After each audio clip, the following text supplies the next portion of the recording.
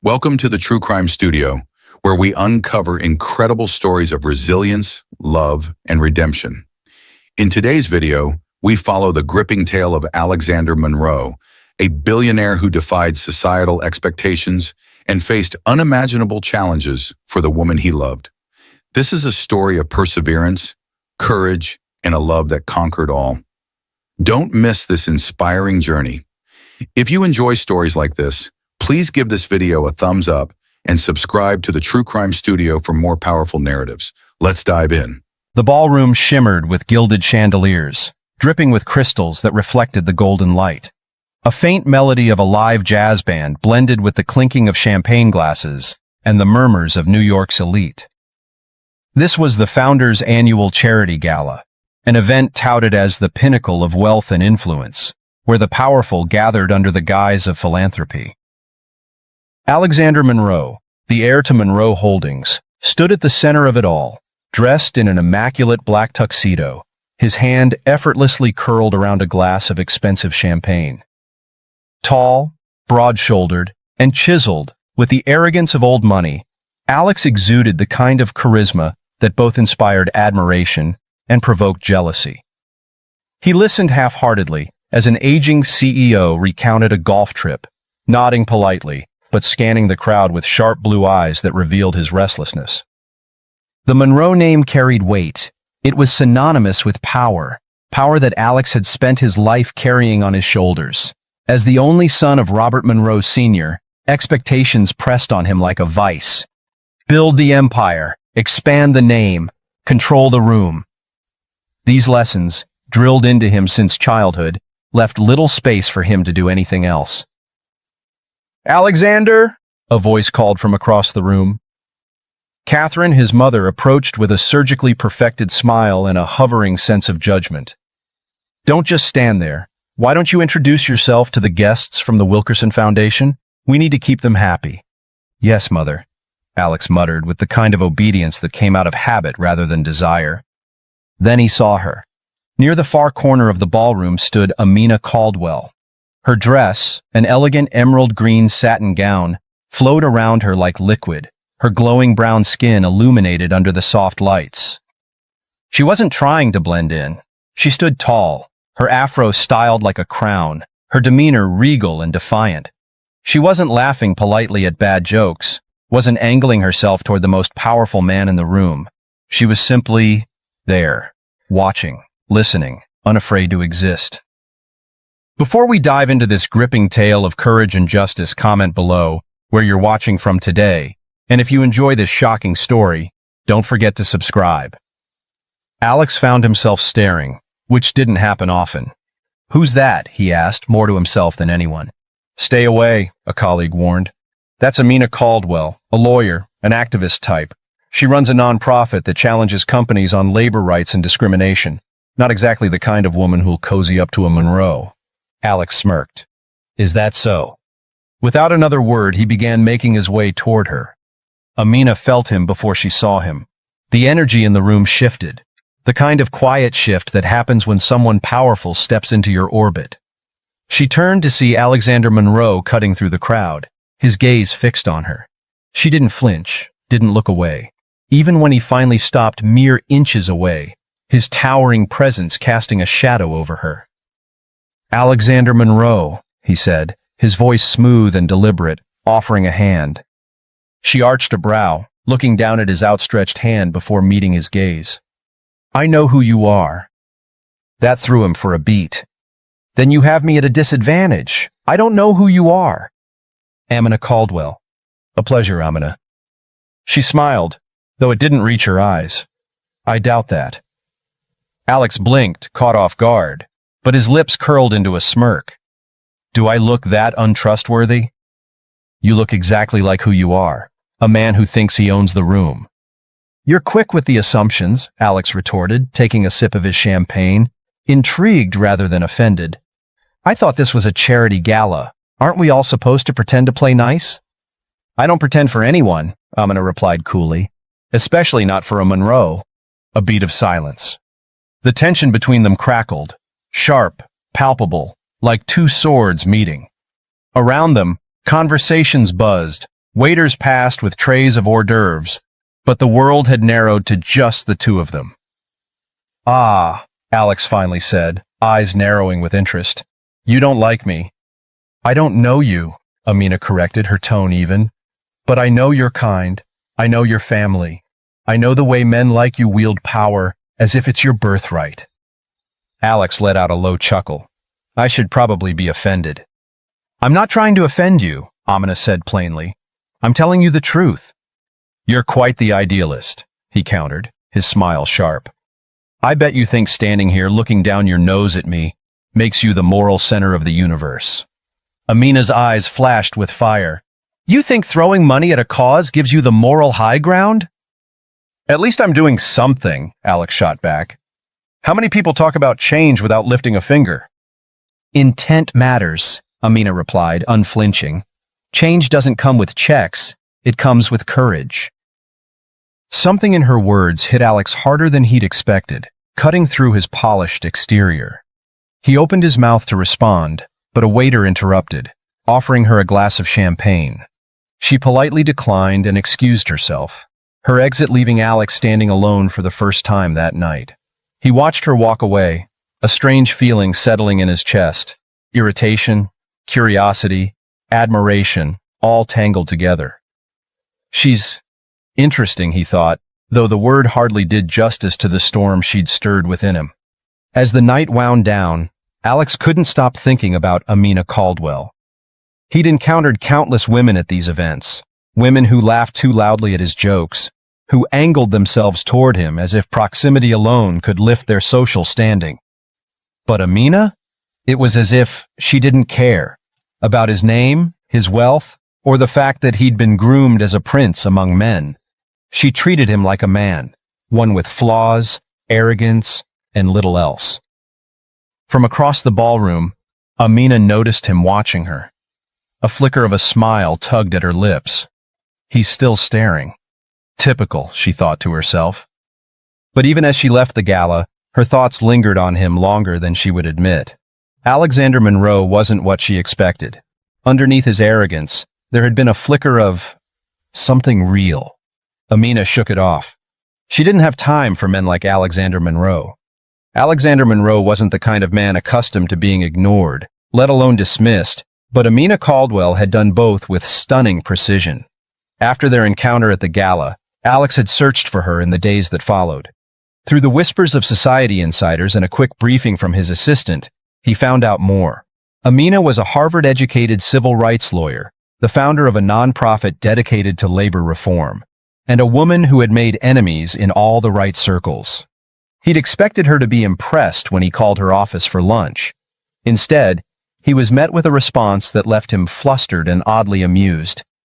"Mr. Monroe, my schedule is booked solid, and even if it weren't, I'd still say no." So he called again, and again. The first time Amina agreed to meet him, she set the terms. 1 hour, in public. "And don't think you're buying my time, split the bill, Monroe." They met at a boutique coffee shop in Brooklyn, a far cry from the penthouses and marble floors Alex was used to. He arrived 5 minutes early, uncomfortable in his custom-tailored suit. When Amina walked in, casual in jeans, a leather jacket, and minimal makeup, Alex nearly forgot how to form words. She looked at him, took in the suit and the faintly confused expression, and smirked. "Didn't realize you owned clothes that weren't tuxedos." "I dress for the occasion," Alex quipped, recovering quickly. "But I see you're comfortable." "Always," Amina replied, settling into the seat opposite him. They ordered, black coffee for her, some fancy-sounding latte for him. "What is it you want, Alex?" she asked, cutting to the chase. He leaned back, studying her. "I want to know more about you. Is that so hard to believe?" "Yes," Amina replied without hesitation. "Men like you don't chase women like me without an angle. I'm not interested in being a headline." "Then don't read the papers." "That's cute," she said dryly, stirring her coffee. "You think this is a game, but you and I come from two very different worlds. I fight against the very systems that make your family powerful." "I'm not my family," Alex said softly. Amina raised an eyebrow. "That's convenient to say." For a moment, Alex was quiet, caught between her gaze and the hard truth of her words. "You're right," he admitted. "My family's empire isn't clean. It's built on privilege, on systems that were unfair before I was even born. But that doesn't mean I can't change things." She considered him carefully, folding her arms. "Why do you care what I think?" "Because you're the first person to see through all this," Alex gestured at himself, "and not be impressed." Her lips twitched into a smile despite herself. "You don't know me, Alex." "No, but I'd like to." The 1 hour stretched into 3. They debated everything from politics to philanthropy to the ridiculous price of designer handbags. Alex listened more than he spoke, another rarity, and found himself both challenged and fascinated. Amina, for her part, saw glimpses of something unexpected in him. Vulnerability, hidden beneath layers of polish. A man questioning his place in the world he'd inherited. When they left the cafe, Amina turned to him and stared. "You're stubborn, Monroe, I'll give you that." "And you're impossible, Caldwell," he replied with a grin. "But I'll see you again." She rolled her eyes. "Don't count on it." But Alex did. Over the following weeks, their paths intertwined. Alex showed up to one of Amina's nonprofit events unannounced, catching her completely off guard as he sat among other donors, silent and attentive. Afterward, he cornered her with a playful smile. "See, I'm not just throwing money, I'm showing up." "You're trying to impress me," she accused. "Is it working?" "No," she said, turning to leave. But she smiled when he couldn't see. Slowly, Amina let her walls crack. Alex wasn't like she'd imagined. He didn't just speak about change. He began asking questions about it. He used his wealth to quietly fund causes that mattered to her, without asking for credit. He listened when she vented about corporate greed and systemic injustice. And he made her laugh, something she hadn't realized she missed. One night after attending a legal forum together, Alex drove her home. They sat parked outside her brownstone, the streetlights flickering faintly. "You're different, Alex," Amina said softly. "Good different?" She turned to face him. "Complicated different." He smiled, reaching for her hand. "I can live with that." For the first time, she didn't pull away. As days passed, they continued to spend time together. Alex tried all he could to preserve their peaceful and private moments with each other. But it was inevitable. He knew the press would find out soon and have a field day with the stories. His fears were confirmed the next morning when he woke up to multiple notifications on his phone. The headlines read, "Alexander Monroe's mystery girlfriend, activist or gold digger?" Social media buzzed with debates. Some praised the relationship as a sign of progress. Others attacked Amina, calling her opportunistic. Reporters hounded her at work. One morning, she walked into her office to find a magazine featuring her face under a bold, disrespectful headline. She slammed it on her desk, furious. "This is exactly why I didn't want this." Alex called her that afternoon. "Ignore them, Amina." "That's easy for you to say," she snapped. "They don't question your worth every time you walk into a room." "Then let's change the conversation." "How?" "We'll figure it out together," he said simply.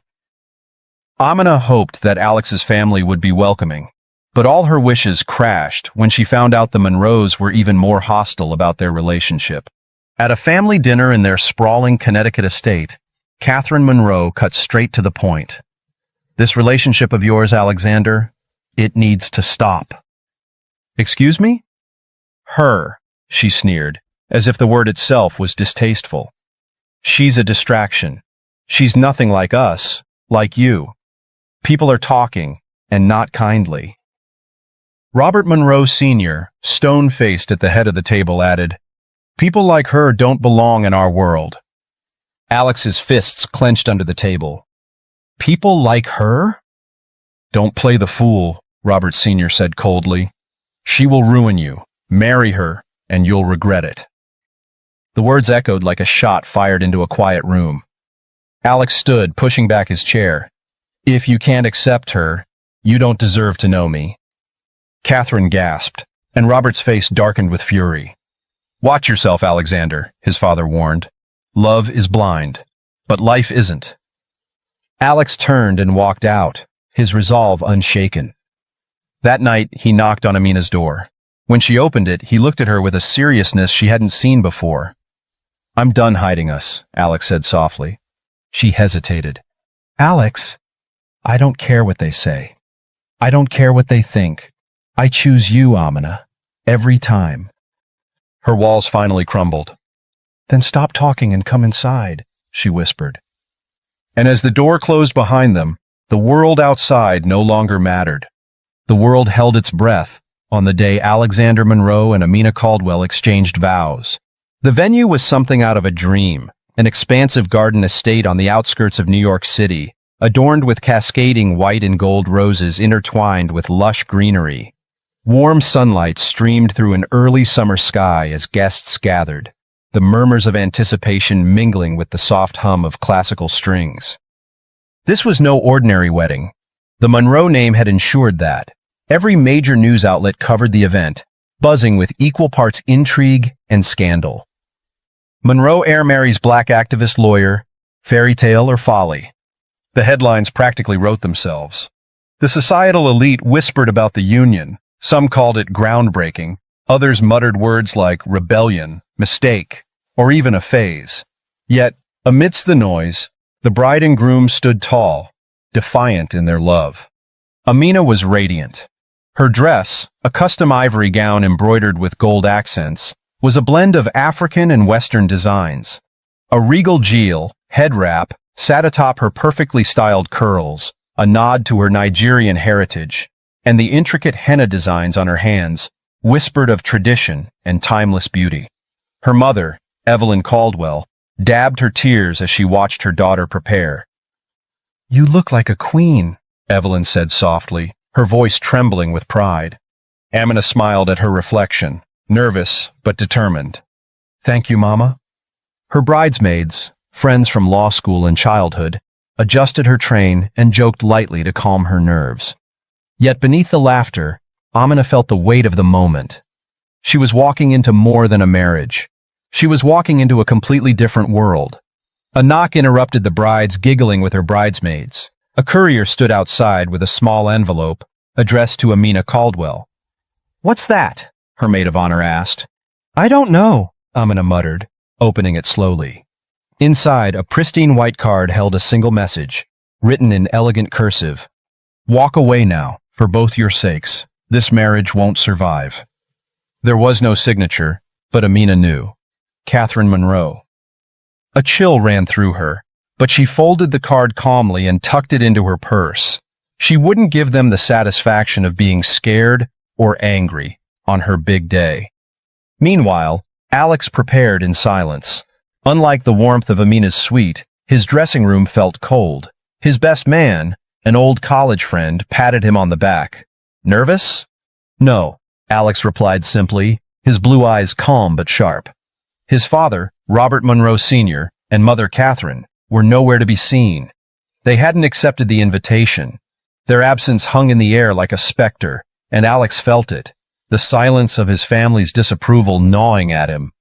But when he thought of Amina, her laugh, her fire, her strength, his resolve was stronger than ever. "Ready?" the officiant asked, stepping into the room. Alex nodded. "Let's do this." The ceremony was breathtaking.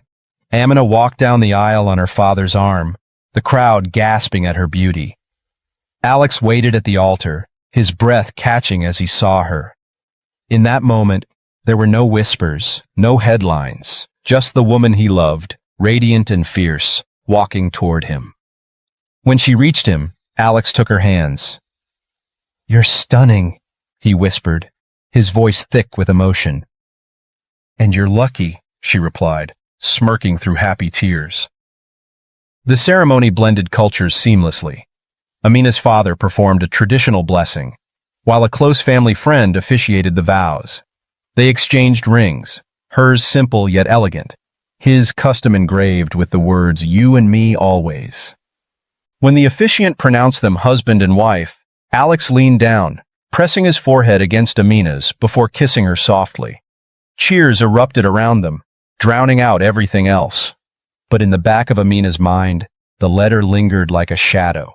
The reception was a chaotic and fun affair. Amina's family filled the space with joy, dancing, singing, and speeches that echoed love and laughter. Her father toasted, his voice booming. To my daughter, who has always walked her own path, and to Alex, who is brave enough to follow her. Laughter and applause erupted, and Alex grinned, raising his glass. Amina's friends told embarrassing stories, reminiscing about late-night study sessions and dreams of changing the world. Her mother danced with her, tears streaming freely down her face. In contrast, the few Monroe family acquaintances who attended sat stiff and awkward, their smiles frozen, as if unsure how to exist in a space filled with unfiltered joy. Alex noticed, but he didn't care. He pulled Amina onto the dance floor, spinning her gently as the music slowed. She looked up at him, her brown eyes searching his. "You okay?" she asked softly. "Perfect," he replied. "You're not thinking about them?"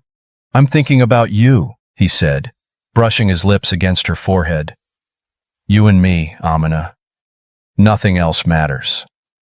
Later that evening, after the guests had gone, the newlyweds retreated to a private suite.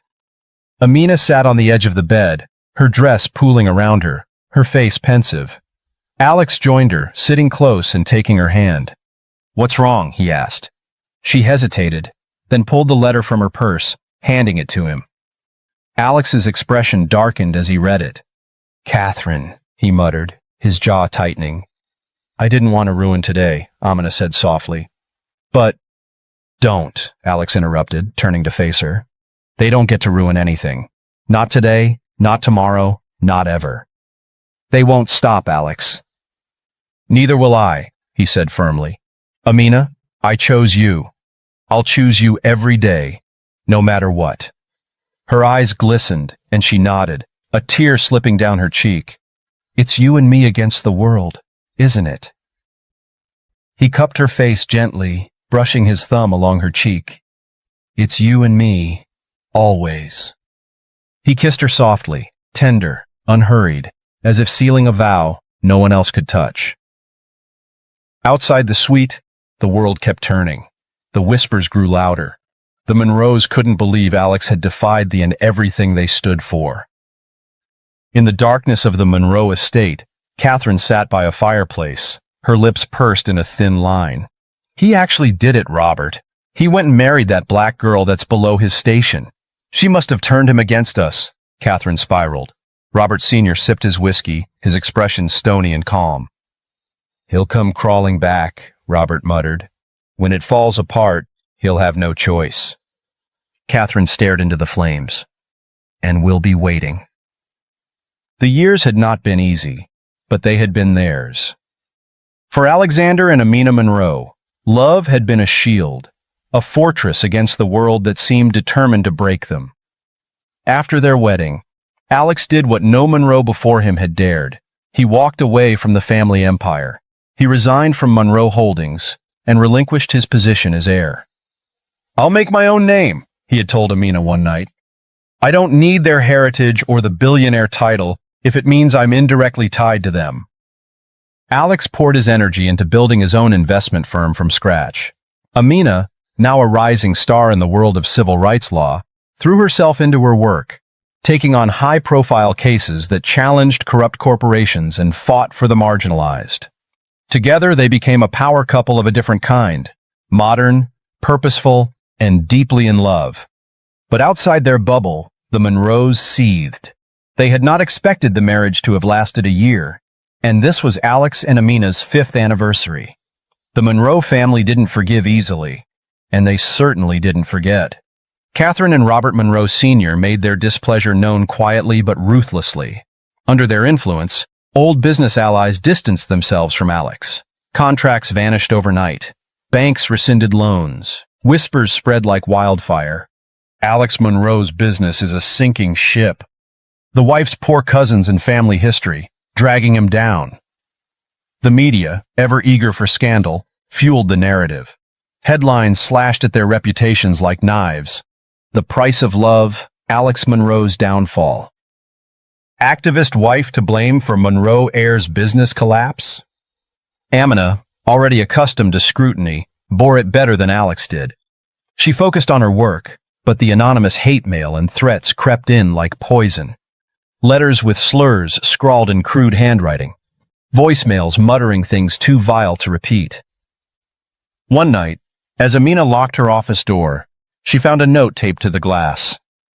"Go back to where you came from before you ruin him completely." She stood there for a long moment, her heart pounding, before tearing the note in half and walking out. Alex, meanwhile, began to feel the cracks. Late nights spent staring at balance sheets. Days spent on the phone trying to reassure jittery investors. His small, promising empire was shaking precariously, weighed down by sabotage and whispers that he couldn't control. One evening, he returned home to find Amina cooking dinner, humming softly to herself in the kitchen. He paused, watching her, exhaustion etched into his face. "Something smells good," he said, trying to cheer up as he loosened his tie. Amina turned, her smile softening as she studied him.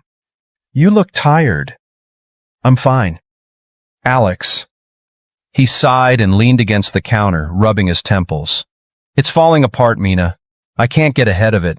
Every time I take a step forward, someone's there to push me back." Amina put down the spoon and walked to him, sliding her arms around his waist. "You're not alone in this. We'll get through it together." He kissed the top of her head, holding her tightly. "I don't deserve you." "Yes, you do," she murmured. "And I'll remind you of that every day." Meanwhile, Catherine Monroe was hosting a lavish charity gala, an annual event meant to showcase the family's wealth and status. Alex hadn't attended in years, but when an old family friend reached out to extend a seemingly heartfelt invitation, he considered it. "It might be a chance to bury the hatchet," Alex said over breakfast. Amina hesitated. "Alex, you know what they're like." "Maybe it's time," he replied. "Maybe they've changed." Her gaze was skeptical, but she trusted him. "Then we'll go together." The Monroe's estate was as opulent as ever. Grand marble pillars, glittering chandeliers, and walls lined with generations of portraits. But beneath the grandeur lay something cold and calculating. When Amina entered the ballroom on Alex's arm, the room seemed to freeze for half a second. The air thickened with whispers, judgmental eyes turning toward her. She held her head high, her gown a deep royal blue that made her look every inch a queen. Alex squeezed her hand reassuringly as they moved through the crowd, but Catherine Monroe, draped in an icy silver gown, had been waiting. "Well, look who finally decided to grace us with his presence," Catherine said loudly, her voice dripping with false warmth as Alex and Amina approached. And Amina. Always, everywhere. "Hello, Catherine," Amina replied coolly. Catherine's smile faltered at the calm confidence in Amina's tone, but she didn't stop. "You know, it's a shame, Alexander. You had so much potential. It must be difficult for you, watching everything you built crumble." Alex's expression darkened. "What are you talking about?" "Oh, darling, the whole city knows. Monroe in name only, isn't that what they say now? All because you let yourself get distracted." The words hung in the air like smoke. Conversations stilled around them, guests straining to hear. Amina stiffened, her fingers digging into Alex's hand. Catherine's gaze shifted pointedly to Amina. "It's just sad to see how far you've fallen. Some women build men up. Others, well," she shrugged delicately, "they ruin them." A hush settled over the room. Amina started to turn away, her composure flawless, but Alex exploded. "Stop it, mother!" His voice rang out, sharp and furious. The room froze. Catherine blinked, feigning innocence. "Alexander, there's no need to cause a scene. You think this is about her?" Alex's voice shook with anger, his fists clenched at his sides. "You hate her because she's everything you're not. Brave, kind, and honest. She's done more good in 1 year than you have in your entire life." "Careful, son," came Robert Sr.'s voice from nearby, low and threatening. "You're embarrassing yourself." "No, you're embarrassing yourselves," Alex snapped. His face was red with fury, his voice echoing across the hall. "You're so consumed with your money and your name that you can't see past your own arrogance. I love her. She's not the problem. You are. Robert's voice turned cold, almost mocking. And what has that love cost you, Alexander? Your business? Your pride? Marry a woman like that, and you'll lose everything. I told you before, life isn't blind.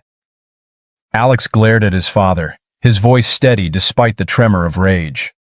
You're wrong. Life is blind. Blind to color, to status, to privilege. What matters is love, and you wouldn't know it if it stood in front of you. Come on, Mina, Alex muttered, taking Amina's hand and walking away. The crowd parted for them like water. Amina's face was calm, but her eyes glistened with unshed tears as they stepped out into the cool night air. In the car ride home, Alex stared straight ahead, his voice quiet. I'm done with them. Amina reached for his hand. He turned to look at her, the fire in his eyes replaced with something softer. I'm sorry you had to go through that. I knew what I was walking into, she said gently, but I also know we're stronger than this. He nodded, squeezing her hand. We'll be fine. We'll rebuild everything they took. Together, they drove into the night, leaving the Monroes and their legacy of cruelty behind. It began quietly, as all great betrayals do. Alex had spent years building Monroe Vanguard, his flagship investment firm, from the ground up. It wasn't a global empire like his father's, but it was his. Clients trusted him, not because of his name, but because of his vision. But trust was fragile, and betrayal, once planted, spread like rot. One morning, Alex sat in his office reviewing numbers that didn't add up. Contracts were slipping through his fingers. Major investors were suddenly pulling out, citing vague concerns about instability and leadership direction. Calls went unanswered. Emails bounced back with icy formality. Something's wrong, he said to his COO, frowning at the balance sheets. Within days, it unraveled. Alex burst into a board meeting where his largest investor sat alongside his legal team. The air crackled with discomfort as heads turned toward him. Bill, what the hell is going on? Alex demanded. Bill, a longtime ally, avoided his gaze. I'm sorry, Alex. The investors voted to withdraw funding. The firm is underperforming. Underperforming? Alex's voice rose. We're fine. We're growing. Slowly, but growing. It's not just the numbers. Bill cleared his throat uncomfortably. There's chatter, Alex, about your judgment, about the direction you're taking this firm. What chatter? Alex pressed, his voice low, dangerous. Your father's been talking to the partners. The word struck like a blow to the chest. Alex staggered back, a hollow laugh escaping him. Of course. Robert Monroe strikes again. So what did he promise you? A seat at the table? A bigger piece of his empire? Bill couldn't even look at him. It's over, Alex. I'm sorry. Alex left the room without another word, fury boiling inside him. The media devoured it. Monroe Heirs firm crashes amid financial chaos. Is Alexander Monroe a failed visionary? The headlines were cruel, the op-eds worse. Whispers painted Alex as reckless, foolish, a man undone by his pride and by his controversial black wife.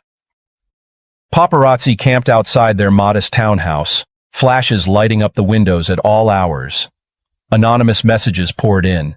She's bad luck, Monroe. Walk away now. Inside, Alex spiraled.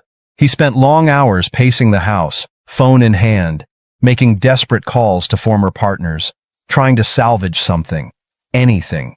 His voice grew hoarse from arguing. His nights grew longer. Amina watched helplessly as the man she loved carried the heavy weight of defeat. The living room was dark, except for the glow of the fireplace. Alex sat on the edge of the couch, shoulders slumped, his face buried in his hands.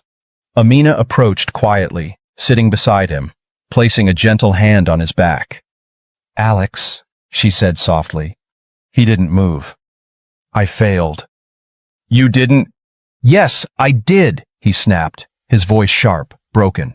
I spent years building something that's gone, Mina. Everything I worked for, everything I tried to prove. She remained calm, her voice steady. What are you trying to prove, Alex? To them? To yourself? He looked at her then, his blue eyes red-rimmed, hollow. That I'm not like him. That I'm not just a Monroe. Amina reached for his face, cradling it in her hands. You're not your father, Alex. You never were. You've spent so long running from his shadow that you forgot. You cast your own light. He exhaled shakily, pressing his forehead to hers. What if I can't fix this? She kissed his brow, her voice a whisper. Then we'll build something new. Together. For a long time he held her, the room silent except for the crackle of the fire. The ultimatum. Days later, Alex received a call. Your father wants to see you, his assistant said hesitantly. Alex hesitated, then finally agreed. He met Robert Monroe Sr. in his father's sprawling office, a room that smelled of polished mahogany, power, and old money. Robert sat behind his massive desk, impassive as ever. You look like hell, Robert said by way of greeting. Save it, Alex growled. Robert leaned back, steepling his fingers. You brought this on yourself. I told you that woman would ruin you. Alex's fists tightened at his sides. If you brought me here to insult my wife, I'll leave. No, Robert said, his voice calm but cold. I brought you here to give you a way out. Walk away from her, Alexander. Come back to the family and all will be forgiven. Your position, your future, it's yours for one price. Alex stared at him, stunned into silence. Leave her, Robert repeated, as if it were the simplest request in the world. You think this life you're building matters? She's dragging you into the dirt. Let her go before she destroys you completely. Alex's voice was low, dangerous. Get out of my life. But just as he turned to leave, he heard a soft sound, a sharp inhale.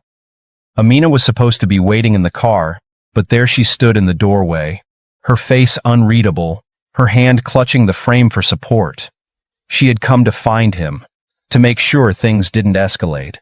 Now she stood frozen, the weight of the ultimatum pressing between them. Robert's eyes flicked to Amina, his smile cruel. Ah, I see she's heard it all. Amina's face paled, but her voice remained steady. Alex? Alex turned to her quickly. Mina. She held up a hand, silencing him. Do you need a way out? What? If you want out, say it. Her voice trembled slightly, but her gaze was unflinching. I don't need you to save me, Alex. I need you to choose me. Alex looked at her, raw pain etched into his face. There's no me without you, Mina. Her breath hitched, but she stepped forward, taking his hand, as if reclaiming him in front of his father. Robert's expression turned to stone. You're a fool, Alexander. No, Alex said, his voice calm and resolute. I'm free.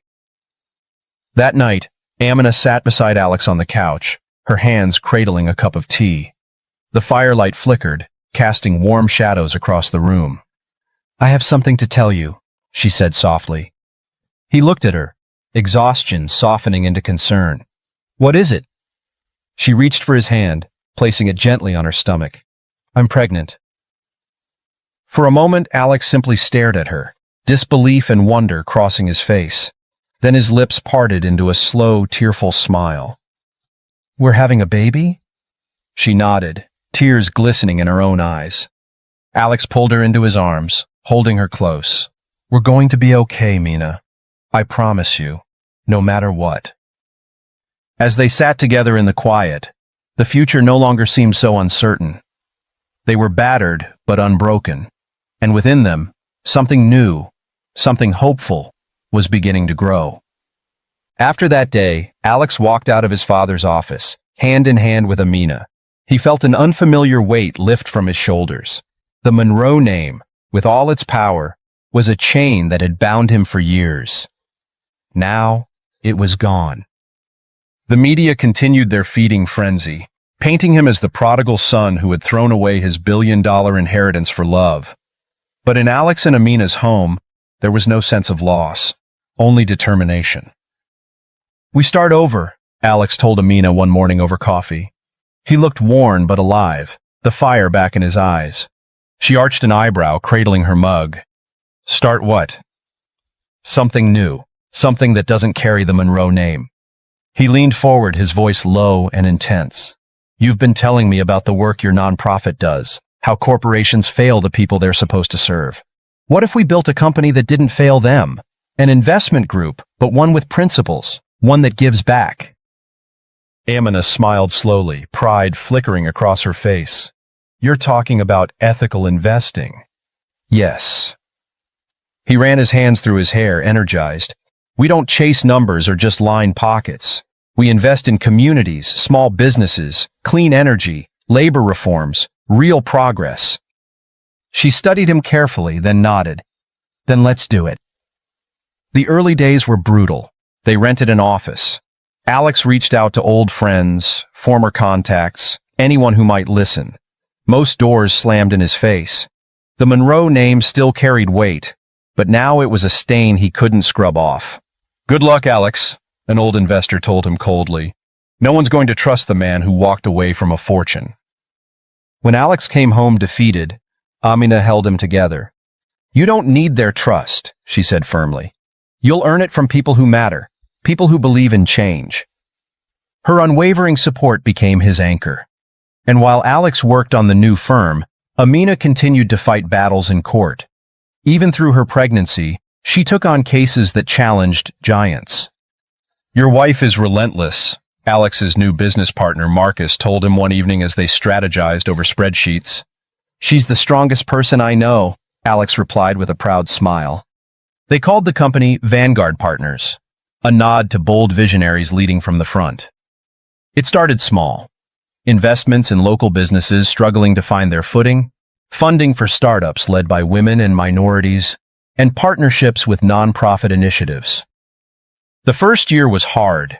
Money was tight, but every small victory was theirs. An immigrant-owned bakery in Brooklyn saw record sales thanks to Vanguard's help. A small tech startup focused on clean energy got the seed funding it needed. Word spread. Slowly, trust came.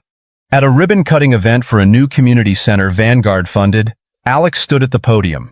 He looked at the smiling faces. Children, families, small business owners, and he felt it. This was success. Not the cold, calculating empires his father had built, but something alive, meaningful. Thank you all for believing in us, Alex said, his voice steady, his smile genuine. This is just the beginning. Amina, now visibly pregnant, watched from the crowd, her heart full. Robert Monroe Sr., humiliated by Alex's defiance, continued to undermine him behind the scenes. At one point, an anonymous source leaked false accusations against Vanguard, claiming it was financially unsound and a vanity project. The media pounced. More Monroe chaos, one headline blared. Alex felt the familiar ache of doubt creeping back. He sat in their living room late one night, his hands gripping the sides of his head. What if this isn't enough, Mina? He whispered. What if I fail again? Amina, sitting across from him, looked up from her laptop. You're not failing, Alex. But, no. Her voice was sharp and serious. She walked to him, kneeling in front of his chair. We don't measure success by their rules anymore. Look around you. Look at the people whose lives are changing because of what you've built. Because of us. He stared at her, his hands reaching to touch her face. How do you always know what to say? Because I know you, she said softly. And I believe in you, even when you don't. Months later, Vanguard Partners wasn't just surviving, it was thriving. The company became a leader in ethical investing and community-based development. Major publications that once sneered now called Alex and Amina visionaries of modern business. Their success story spread across headlines. The new Monroe legacy, progress, innovation, and equality. The couple became sought-after voices for change. Amina, now balancing motherhood and her law career, was honored for her advocacy and influence. Alex was celebrated as a businessman who prioritized people over profit. Together, they had rewritten the rules. At a gala held in their honor, the atmosphere buzzed with admiration. Leaders, activists, and business innovators mingled in a space charged with optimism and progress. Amina wore an elegant gold gown, her smile radiant as she held Alex's hand. Cameras flashed, but for once, the attention wasn't hostile. Marcus raised a toast. To Alex and Amina Monroe, proof that strength, love, and vision can change the world. The crowd erupted into applause. As they danced later that evening, Alex leaned down and whispered, "You were right, you know." Amina tilted her head up, amused. "About what?" "About us. About what we could build." She smiled, resting her head on his shoulder. "We've only just begun." Meanwhile, Robert Monroe Sr. sat in his sprawling empty estate, watching news coverage of the gala. His face was unreadable, as the screen showed his son shaking hands with world leaders, and Amina giving a passionate speech about justice and equality. For the first time in his life, Robert looked small, out of touch, out of time. Catherine, seated next to him, said softly, "We were wrong, Robert." He didn't respond. He just stared ahead. Years of struggle had forged Alex and Amina into something unbreakable. Where others saw failure, they had found purpose. Where others threw stones, they had built a foundation. As they left the gala, Alex looked at Amina, their 2 children waiting for them at home, and smiled. "We did it," he said. Amina looked up at him, pride shining in her eyes. "No, Alex, we're doing it." Together they walked into the car packed outside, content to know that they were building a legacy far greater than money or power. A legacy of love, resilience, and hope. For decades, Robert Monroe Sr. had built the Monroe name into an unquestioned and unchallenged force. Monroe Holdings owned buildings that scraped the skies, companies that powered industries, and alliances that shaped entire economies. But in Robert's relentless pursuit of power, he had planted the seeds of his own destruction. It began with whispers, small tremors that no one noticed at first. Monroe Holdings faced accusations of fraud and unethical business practices. Employees came forward with stories of harassment and mistreatment. Competitors found old deals laced with corruption, and journalists started asking questions. When the lawsuits hit, they hit hard. The New York Times headline broke the news to the world. "The Monroe Empire in Crisis, Lawsuits, Scandal, and Corruption." Inside his sprawling Manhattan office, Robert Monroe Sr. sat at his desk, gripping a crumpled newspaper in his fists. "Fix it!" he barked at his lawyers. "I don't care how. Just fix it!" But there was no fixing it. The lawsuits multiplied, investors fled, and board members, once loyal, turned against him to save themselves. News anchors gleefully detailed Monroe Holdings' collapse, night after night, their tone almost poetic, as they recounted how the mighty had fallen. "Decades of ruthless leadership have finally caught up to the Monroe family," one commentator noted. While Robert raged in his office, Catherine Monroe withdrew into silence. She stopped attending society events, her name no longer welcomed in the circles she once ruled. Former friends stopped calling. Her invitations went unanswered. One afternoon, she sat alone in the huge estate, the air heavy with loneliness. Framed portraits of past Monroes lined the walls, men and women who had built their fortune generation by generation, their eyes stern, unflinching. Catherine looked away from them, feeling their silent judgment. On the television, a news segment played, showcasing Alex and Amina Monroe at yet another awards ceremony. Alex stood tall, his arm around Amina as she delivered a moving speech about justice and innovation. "She's remarkable," the reporter gushed. "Together, the modern Monroes, as they were now dubbed, have created a new kind of empire, one built on trust, equity, and compassion." Catherine watched, a glass of wine trembling in her hand. She turned off the television abruptly, as though she could silence the truth. But even in the quiet, the realization crept in like a shadow. She was wrong. They had been wrong about everything. Robert Monroe Sr.'s stubborn pride carried him far, but not far enough. Monroe Holdings was sold off in pieces, its assets liquidated to settle debts. Friends abandoned him, shareholders sued him, and the media portrayed him as a relic of a bygone era, an emperor left to rule over ruins.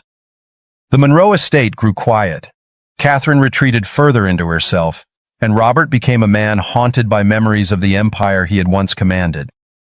One evening, sitting alone in his study, he turned on the television. There they were again, Alex and Amina. The broadcast showed Alex standing before a packed auditorium, a sleek Vanguard Partners banner behind him. Beside him, Amina smiled warmly as their children clapped from the front row. The camera zoomed in on a plaque honoring their work. Pioneers of ethical leadership. Robert stared at the screen, seeing his son not as a failure, but as a man who had surpassed him. A man who had built something greater than wealth, something lasting. And Amina? She was everything Robert had refused to see. Poised, brilliant, and unshakable. The camera caught Alex leaning down to kiss her on the cheek as the crowd roared with applause. For the first time in his life, Robert felt something unfamiliar gnawing at him. Regret. On a gray, drizzling afternoon, Alex answered the door to a sight he never thought he'd see. Robert Monroe Sr., standing on his front step, his shoulders slightly hunched, his expensive coat soaked with rain. "Dad?" Alex said, surprised, his voice tight. "Alexander," Robert replied, his voice softer than Alex had ever heard. Amina, sitting on the couch inside, glanced toward the door, her brow furrowing when she saw who it was. She didn't say a word, but Alex felt her presence, a steadying force, even now. "What do you want?" Alex asked, his expression guarded. Robert looked older, smaller somehow. His once flinty gaze was dulled by exhaustion. I came to talk." Alex didn't move. "About what?" Robert hesitated, glancing past Alex into the warm, inviting home behind him, a stark contrast to the empty mansion he'd come from. His gaze lingered on the family photos lining the hallway walls. Amina and Alex smiling with their children, their life full of joy and purpose. "You were right," Robert said finally. "I was wrong about her, about everything." Alex's face remained impassive, though a storm brewed behind his eyes. Robert cleared his throat, as though forcing the words out physically pained him. "She's the best thing that ever happened to you. I see that now." Silence hung between them, heavy and brittle. Alex's jaw tightened. "You don't get to say that now." "Son, please." Alex shook his head slowly. "You had every chance to be part of this life, to see her for who she is, to see us for what we are. You chose not to. And now that everything you built is gone, you want what's left of me?" Robert flinched, his shoulders sagging. I made mistakes." "You made choices," Alex corrected sharply, "and you have to live with them." For a moment, neither man moved. Robert seemed smaller than ever, just a tired old man standing in the rain. Finally, Alex stepped back and, with a quiet finality, shut the door. Amina watched as Alex walked back into the living room, his face unreadable. He sat beside her on the couch, silent for a moment, staring at the fire crackling in the hearth. "Are you okay?" Amina asked softly. Alex nodded slowly, reaching for her hand. "He regrets it." "Do you?" Alex turned to her, his gaze softening. "Never." She smiled, squeezing his hand. "Good." Robert Monroe Sr. returned to his empty estate, the echo of Alex's words ringing in his ears. Catherine sat in her favorite chair by the window, staring blankly at the gray skies outside. "They didn't need us," she said quietly, "and we lost them anyway." Robert sat heavily in his chair, staring at the flames in the fireplace. He said nothing. From their home, surrounded by love and laughter, Alex and Amina watched their children play. Their empire was not built on greed or control, but on compassion, progress, and love. "Do you think they'll ever understand?" Alex asked quietly, watching the rain fall outside. "Maybe," Amina replied, "but it doesn't matter. We know who we are." Alex kissed her forehead, holding her close. "That's enough for me." Thank you for watching this powerful story of love, resilience, and the strength to stand against adversity here on the True Crime Studio. Alexander and Amina's journey reminds us that true wealth lies in the relationships we build and the values we uphold, not in power or money. Their story teaches us the importance of choosing love and integrity, even when the world stands against you. If this story inspired you, please give it a thumbs up, share your thoughts in the comments, And don't forget to subscribe to the True Crime Studio for more incredible stories of courage and redemption. Let's keep sharing stories that remind us of the beauty of the human spirit. See you in the next video.